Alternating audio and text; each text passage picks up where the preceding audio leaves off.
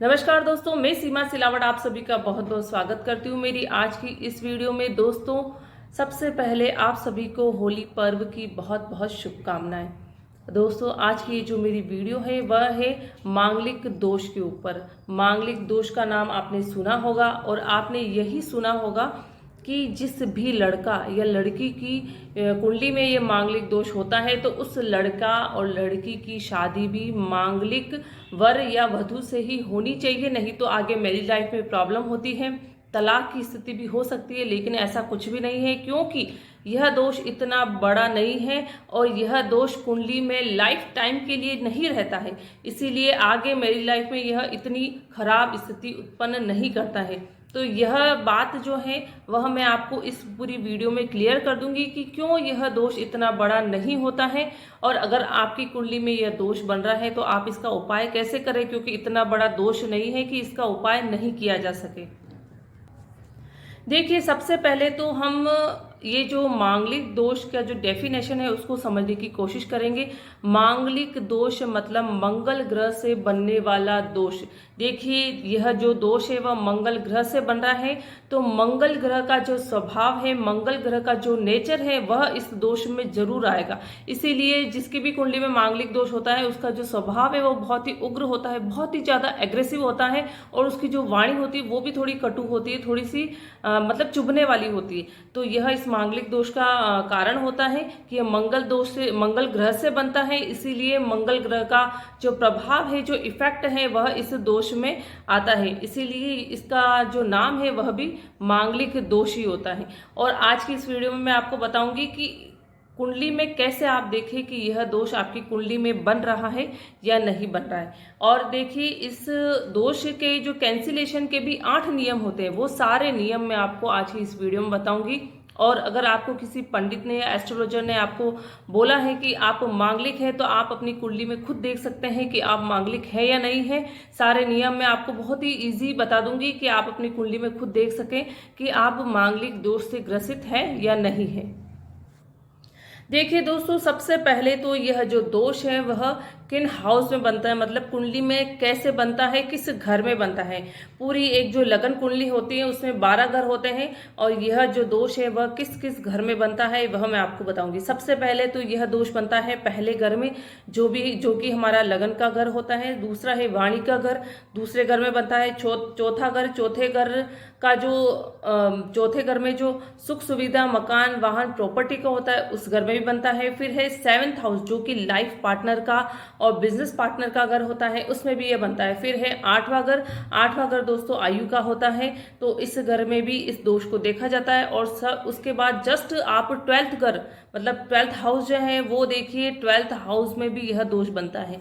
तो यह जो दोष है वह पूरी कुंडली में 6 घर में बनता है, 6 हाउसेस में बनता है। पहले घर में बनता है, दूसरे में, चौथे में, 7वें में, 8वें में और 12वें में, ये 6 घर में यह दोष बनता है। तो सबसे पहले आप अपनी कुंडली में देखिए कि मंगल देव इन 6 हाउस में से किस हाउस में आपकी कुंडली में बैठे हुए हैं।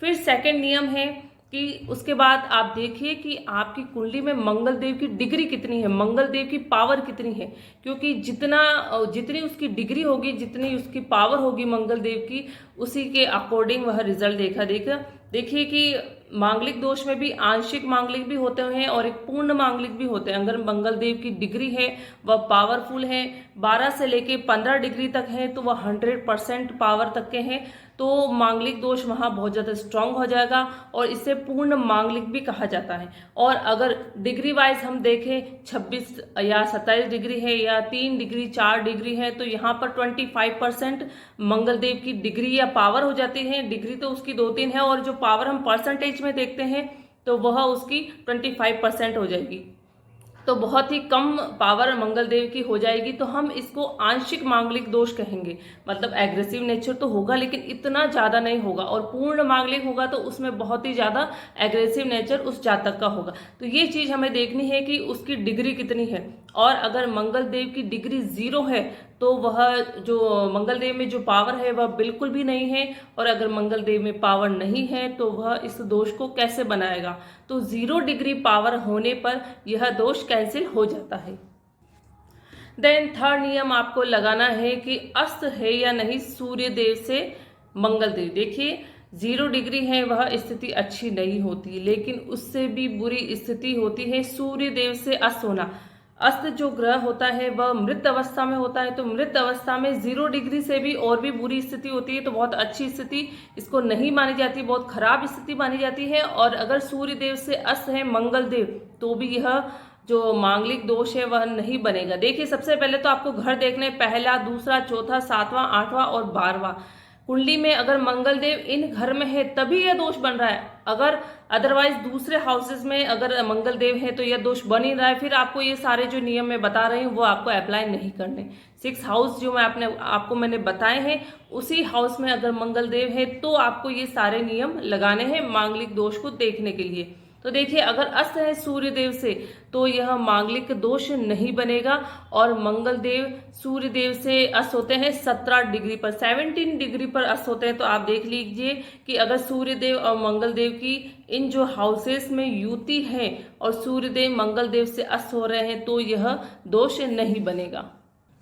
और देखिए उसके बाद में चौथा हमारा नियम है कि योग कारक और मारक ग्रह देखना है कि मंगल देव योग कारक है या मारक है। देखिए इसका नाम ही है मांगलिक दोष। कोई भी अगर दोष बनता है, दोष बन रहा है तो उसके लिए क्या है, फर्स्ट नियम की वह जो ग्रह है जिस ग्रह से यह दोष बन रहा है वह मारक होना चाहिए। अगर वह मारक नहीं है तो वह यह दोष नहीं बनेगा। और इसमें भी आपको यही देखना है कि मंगल देव अगर योग कारक है तो यह दोष नहीं बनेगा, और अगर मंगल देव मारक है तभी यह दोष बनेगा।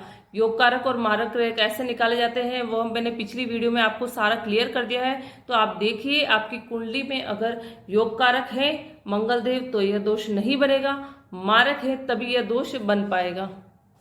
उसके बाद में 5th हमारा नियम है मांगलिक दोष को देखने के लिए, मांगलिक दोष के कैंसिलेशन को देखने के लिए, तो वो है कि नवमांश में स्थिति कैसी है मंगल देव की। देखिए और वह भी आपको कैसे देखना है, नवमांश में सिर्फ जो केंद्र के हाउसेस कौन से होते हैं, एक तो फर्स्ट हाउस, फिर है चौथा हाउस, और फिर 7वां हाउस, और फिर 10वां हाउस। ये जो केंद्र के जो 4 घर होते हैं उनको आप नवमांश में देखिए। ये चारों हाउसेस में अगर मंगल देव, देखिए बात ये आप ध्यान से सुनिए कि नवमांश में आप मांगलिक दोष का कैंसिलेशन का नियम कैसे देखेंगे।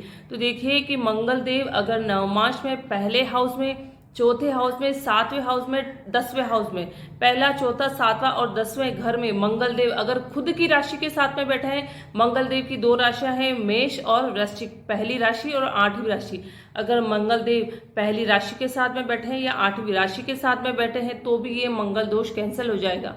और यह मंगल दोष कैंसिल होगा नवमांश में सिर्फ केंद्र में, और कहीं नहीं, त्रिकोण में भी नहीं, समघर में भी नहीं और त्रिक भाव में भी नहीं। तो सिर्फ केंद्र में ही अगर मंगल देव स्वयं की राशि के साथ बैठे हैं या मंगल देव उच्च के हो गए हैं, उच्च के होते हैं 10 नंबर की राशि के साथ में, मकर राशि के साथ में, अगर मंगल देव केंद्र में नवमांश में उच्च के हो गए हैं और या स्वयं की राशि के साथ में बैठे हैं तो भी यह दोष कैंसिल हो जाएगा।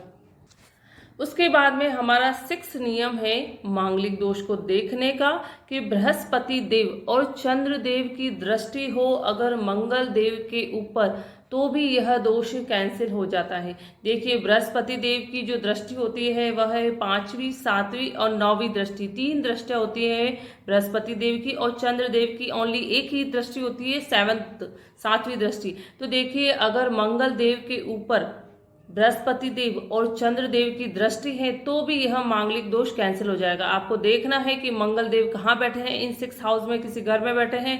बृहस्पति देव अगर मंगल देव को देख रहे हैं या चंद्र देव मंगल देव को देख रहे हैं तो भी यह दोष जो है हमारा कैंसिल हो जाएगा।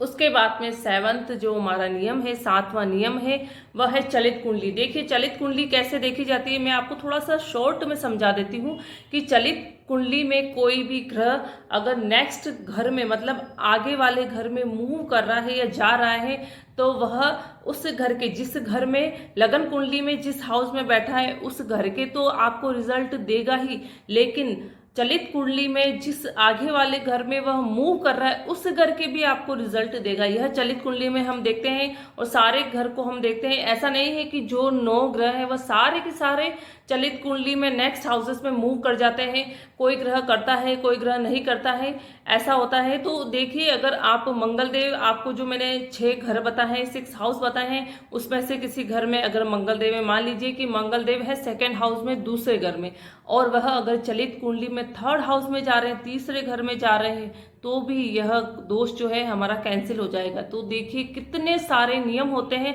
मंगल दोष को देखने के लिए। ऐसा नहीं है कि आपने देख लिया पहले घर में मंगल देव हैं तो आप मांगलिक हैं, ऐसा नहीं होता है। ये इतने सारे नियम लगते हैं तभी फाइनली डिसाइड होता है कि यह जो कुंडली है वह मांगलिक है या नहीं है।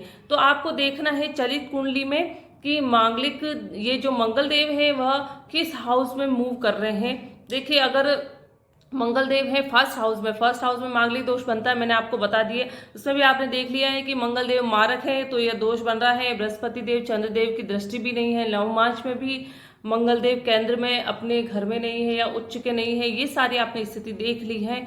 तो उसके बाद में आप देखिए कि अगर चलित कुंडली में वह 12th हाउस में पीछे के घर में मूव कर रहा है मंगल देव चलित कुंडली में, तो यह दोष कैंसिल हो जाएगा। और अगर मंगल देव फर्स्ट हाउस में है और चलित कुंडली में सेकंड हाउस में मूव कर रहे हैं, तब यह दोष कैंसिल नहीं होगा। क्यों नहीं होगा? क्योंकि सेकंड हाउस में तो वैसे ही मंगल दोष बनता है, तो उस घर में अगर मूव कर रहे हैं मंगल देव चलित कुंडली में तो यह दोष बनेगा, वह कैंसिल नहीं होगा।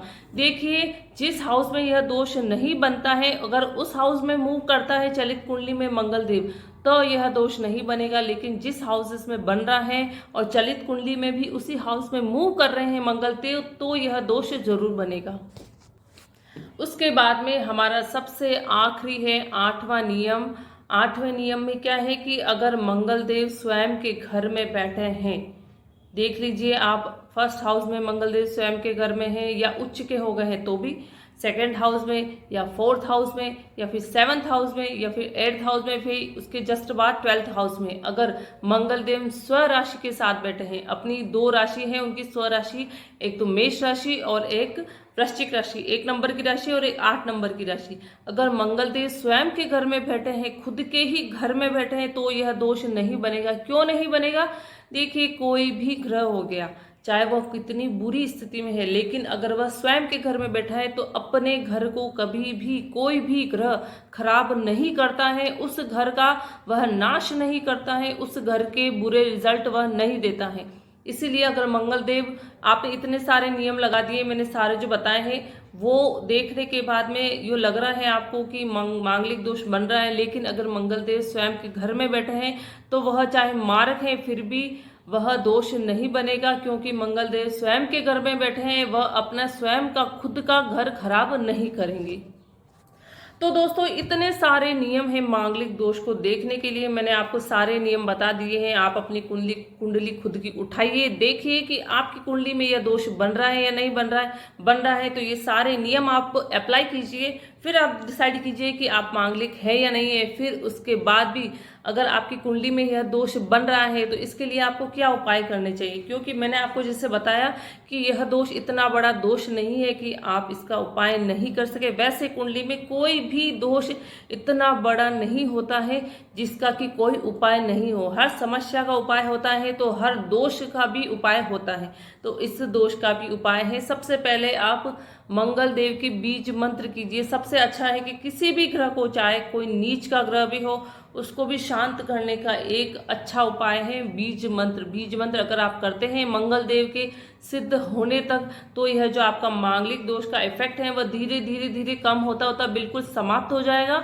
और आपको ये देखने की जरूरत नहीं है कि जैसे अगर आप मांगलिक भी है, पूर्ण मांगलिक है, ये सारे आपने नियम लगा दिए, फिर भी अगर आप पूर्ण मांगलिक है, आंशिक मांगलिक है या मांगलिक है आप, तो आपको यह देखने की आवश्यकता नहीं है कि आपकी जो शादी है वो मांगलिक लड़का या लड़की से ही होनी चाहिए। देखिए मांगलिक दोष को इतना बड़ा दोष नहीं बताया है। उपाय आप अगर करते हैं तो आप जो नॉन मांगलिक लड़का या लड़की उनसे भी आप शादी कर सकते हैं, कोई इतनी बड़ी बात नहीं है। और जैसा मैंने आपको बताया कि 28, 29, 30 साल के बाद में तो इस दोष का इफेक्ट है वह बहुत धीरे धीरे कम हो जाता है, क्योंकि देखिए ये एक एज होती है जिसमें थोड़ी मैच्योरिटी आ जाती है, परिवार की, फैमिली की जिम्मेदारी आ जाती है। तो जब कोई व्यक्ति रेस्पॉन्सिबिलिटी उठाता है तो धीरे धीरे उस बात को समझने लग जाता है, तो उसका जो बचपना है, थोड़ा एग्रेसिव नेचर है, वह धीरे धीरे ऑटोमेटिक कम होता जाता है। तो यह जो मांगलिक दोष का इफेक्ट है वह भी धीरे धीरे कम हो जाता है, इतना असर नहीं होता है। ये लाइफ टाइम के लिए चलने वाला दोष नहीं है, धीरे धीरे इसका असर कम हो जाता है। तो अगर आप बीज मंत्र करते हैं तो इससे इसका जो इफेक्ट है वो बहुत ही जल्दी समाप्त हो जाता है। बीज मंत्र से आपको खुद को भी मानसिक शांति मिलती है, तो बहुत अच्छा उपाय है बीज मंत्र। उसके बाद में सेकंड उपाय है कि आप रुद्राक्ष धारण कर सकते हैं। मंगल देव का 3 मुखी रुद्राक्ष है, मैंने वीडियो बनाई है सारे रुद्राक्ष के ऊपर, तो 3 मुखी रुद्राक्ष आप धारण कर सकते हैं। देखिए मंगल देव का अगर आप 3 मुखी रुद्राक्ष धारण करते हैं, रुद्राक्ष में भी बहुत ही पॉजिटिव एनर्जी रहती है। अगर मंगल देव की स्थिति अच्छी नहीं कुंडली में, क्योंकि मैंने आपको बताया कि मारक ग्रहों के भी रुद्राक्ष धारण किए जा सकते हैं, मारक ग्रहों के रुद्राक्ष आप धारण कीजिए, पॉजिटिव एनर्जी आपको उससे मिलती है। पॉजिटिव एनर्जी मिलेगी तो आप पॉजिटिव वे में सोचना शुरू करेंगे, धीरे धीरे मानसिक शांति भी मिलेगी, तो यह दोष का जो प्रभाव है वह भी कम हो जाएगा। तो 3 मुखी रुद्राक्ष आप धारण कर सकते हैं, बीज मंत्र कर सकते हैं, और मंगल देव अगर नीच के हैं और फर्स्ट नियम से ही मारक है और अगर उसका दान किया जा सकता है तो दान भी आप कर सकते हैं। दान करने से भी किसी भी ग्रह की नेगेटिविटी कम हो जाती है। तो दोस्तों आज की ये वीडियो आपको कैसी लगी है, मांगलिक दोष के ऊपर जो भी मैंने सारी आपको जानकारी दी है, वह जानकारी आपको कैसी लगी है, प्लीज़ मुझे कमेंट बॉक्स में कमेंट करें। मेरी वीडियो को आगे से आगे शेयर करें, ताकि यह जो ज्ञान है, यह जो जानकारी है, ये सारी जो बातें हैं एस्ट्रोलॉजी के बारे में और सारी सटीक और सही जानकारी है वह नेक्स्ट आगे भी लोगों तक पहुंच सके। मेरी वीडियो को ज़्यादा से ज़्यादा लाइक करें, शेयर भी करें, और अगर अभी तक आपने मेरे चैनल को सब्सक्राइब नहीं किया है, न्यू व्यूअर हैं आप, तो मेरे चैनल को सब्सक्राइब कीजिए, नई नई वीडियो ताकि आप तक डायरेक्ट आप तक पहुंच सके। धन्यवाद।